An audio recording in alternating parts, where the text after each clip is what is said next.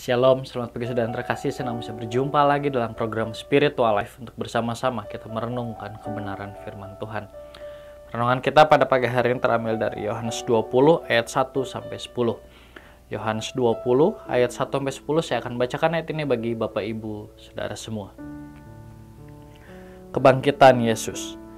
Pada hari pertama minggu itu, pagi-pagi benar ketika hari masih gelap, pergilah Maria Magdalena ke kubur itu dan ia melihat bahwa batu telah diambil dari kubur.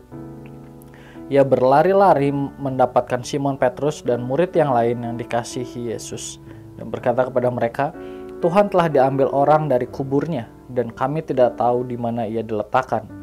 Maka berkatalah Petrus dan murid-murid lain, maka berangkatlah Petrus dan murid yang lain itu ke kubur.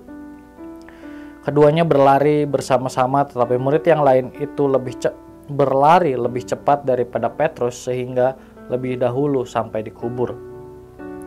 Ia menjenguk ke dalam dan melihat kain kapan terletak di tanah, akan tetapi ia tidak masuk ke dalam. Maka datanglah Simon Petrus juga menyusul dia dan masuk ke dalam kubur itu. Ia melihat kain kapan terletak di tanah, sedang kain peluh yang tadinya ada di kepala Yesus tidak terletak dekat kain kapan itu, tapi agak di samping di tempat yang lain dan sudah tergulung. Maka masuklah juga murid yang lain yang lebih dahulu sampai di kubur itu dan ia melihatnya dan percaya.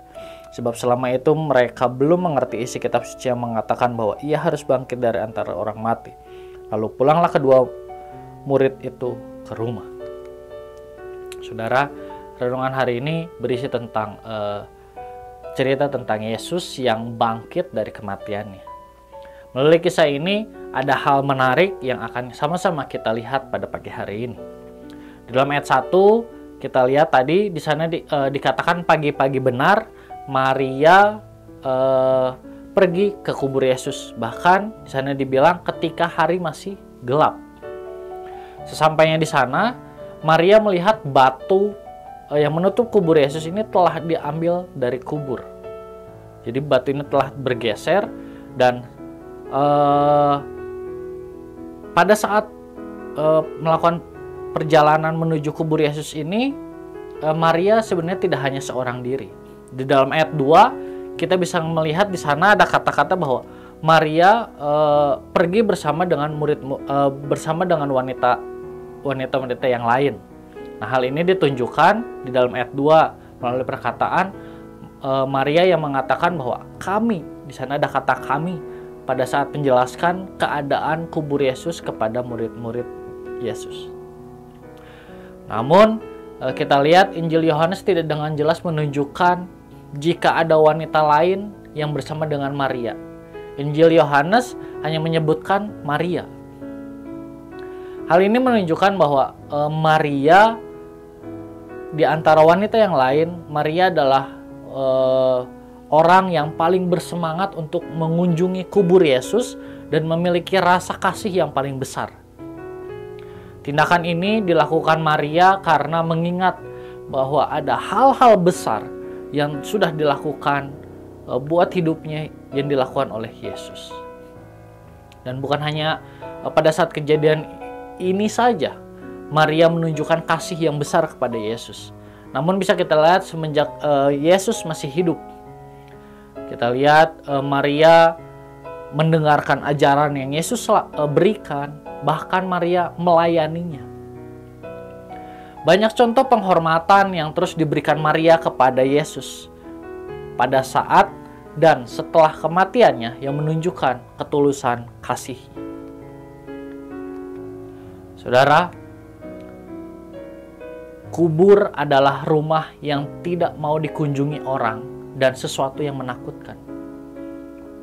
Bahkan agama Yahudi pada saat itu melarang orang untuk berurusan dengan kubur dan mayat melebihi apa yang seperlunya. Namun karena kasih kepada Yesus, Maria menyingkirkan perasaan ngeri tersebut dan tetap mendatangi kubur Yesus. Saudara, kasih yang dimiliki dan ditunjukkan oleh Maria seharusnya juga kita miliki sebagai orang percaya. Jika kita benar-benar mengasihi Yesus, Meskipun ada lembah kekelaman di dalam kehidupan kita, kita tidak perlu takut akan bahaya yang akan menghampiri kita. Karena kita benar-benar mengenal Kristus yang kita percayai tidak akan meninggalkan kehidupan kita. Ia akan selalu ada bersama-sama dengan kita. Oleh karena itu, marilah kita bersama-sama memiliki kasih yang besar kepadanya. Saudara, marilah kita mengambil waktu sejenak untuk merenungkan kebenaran firman Tuhan yang baru saja kita dengar. Saudara, sudahkah di dalam kehidupan kita memiliki kasih yang sungguh-sungguh kepada Allah? Jika belum, marilah kita berdoa meminta Allah menolong kita untuk memiliki kasih yang sungguh-sungguh kepadanya.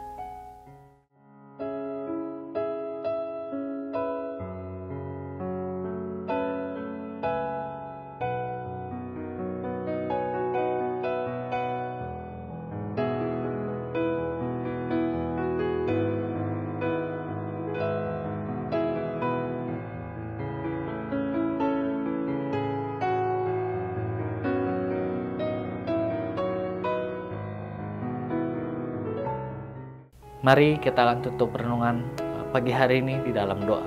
Mari kita berdoa. Tuhan, terima kasih buat kebenaran firman Tuhan yang kembali datang pada setiap kami pada pagi hari ini. Firman Tuhan kembali mengajarkan pada setiap kami untuk kami memiliki kasih yang sungguh-sungguh kepada Engkau Tuhan. Dan melalui firman Tuhan hari ini kami diberikan contoh teladan melalui kehidupan Maria yang begitu mengasihi Engkau di dalam kehidupannya Tuhan. Bapa, ajarlah kami juga untuk setiap kami dapat memiliki kasih yang seperti yang Maria miliki kepada Engkau Tuhan. Ampuni kami Tuhan kalau selama ini kami masih belum memiliki kasih yang sungguh-sungguh kepada Engkau. Kami kadang masih meninggalkan Engkau, kami kadang masih tergoda dengan hal-hal dunia ini dan kami melupakan Engkau Tuhan. Tapi mulai saat ini bimbing kami, ajar kami untuk kami benar-benar seluruh kehidupan kami ini Tuhan, kami memiliki kasih yang sungguh-sungguh hanya kepadamu Tuhan. Meskipun ada lembah kekelaman yang menghampiri kami, meskipun ada masalah, meskipun ada pergumulan yang merintangi kehidupan kami, ajarlah kami untuk tetap memiliki kasih yang besar kepadamu Tuhan, kasih yang sungguh-sungguh hanya kepadamu Tuhan.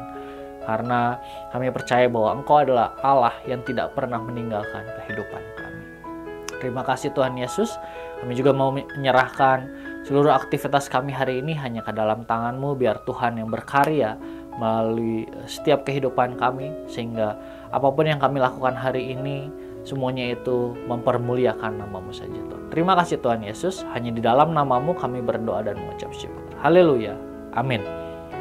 Selamat pagi, selamat beraktivitas. Tuhan Yesus memberkati.